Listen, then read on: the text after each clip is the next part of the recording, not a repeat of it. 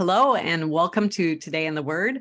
I am here to talk about our August issue, which is Paul's Letters from Prison, and our author is Dr. John Koessler. Welcome. Hi, Jamie. Good to be with you. It's always good to have you.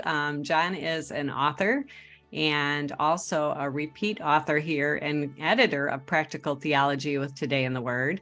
And he has taught pastoral studies for many years at Moody Bible Institute. And so we're glad to have him, and we're excited to talk about this study. If you don't know what Today in the Word is, we're a daily devotional. Each month we tackle either a new book of the Bible or a new topic. So this one kind of crosses those categories. We're studying several books of the Bible, in fact, a collection of Paul's letters from prison. I thought maybe we'd start there, and you could tell us just a little bit of background.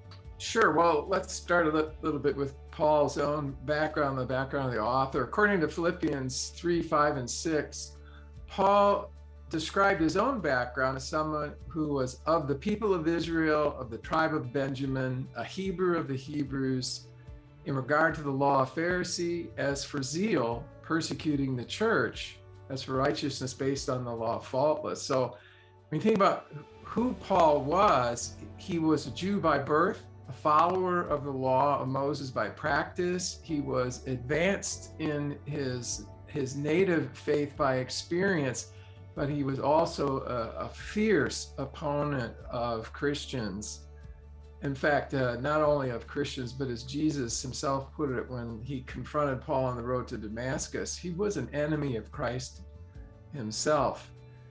But after Jesus appeared to him, the resurrected Christ appeared to him in this remarkable way, he not only became a follower of Christ, but Paul became a messenger for Christ, an apostle. So it's out of that context, he begins preaching the gospel, and then as he's preaching the gospel, he becomes the object of the same kind of opposition he himself was a source of for the church. And had many experiences of imprisonment, of being arrested and beaten. And so these letters come out of a time when Paul is a political prisoner, a political and a religious prisoner, really. I do love Paul's story because it's such a dramatic story of life change. I mean, someone that was coming one direction and really did this dramatic about face by knowing Jesus and knowing God and saying, okay, now my whole life is going in exactly the opposite direction. And that came at a cost for him. Yes, he loses, basically the way he describes it is he loses everything. And remarkably, the way he puts it, he counts it all as a refuse. It's a really strong word. He lets it all go for the sake of knowing Christ, which he sees as a far greater treasure.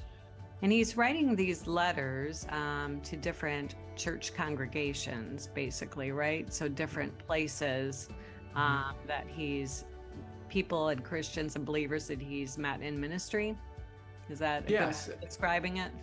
Yeah, and also they are sharing his experience, partly because they come into the same kind of opposition that he faced because he's there preaching,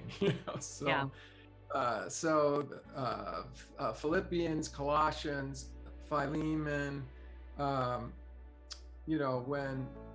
when Paul, Ephesians, Philippians, Colossians, and Philemon, when Paul was in Ephesus, his preaching sparks a riot. When he's in Philippi, he's arrested. When he's in Colossae, he's dealing with a lot of the major, you can see it in his letter, he's addressing a lot of the major philosophical and religious misconceptions, if you compare it to God's word, of the day. So it's very, and a lot of them are very contemporary to today. So they're sharing his experience too. He's writing out of suffering to people who have been brought into this experience of suffering because of their allegiance to Christ, just as he has.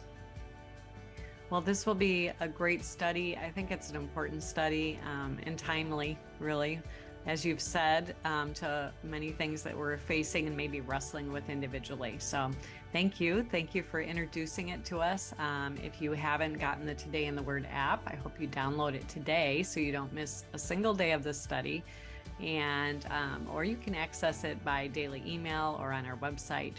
Thank you, John, Thank you. and we'll see you again. All right. Hope so.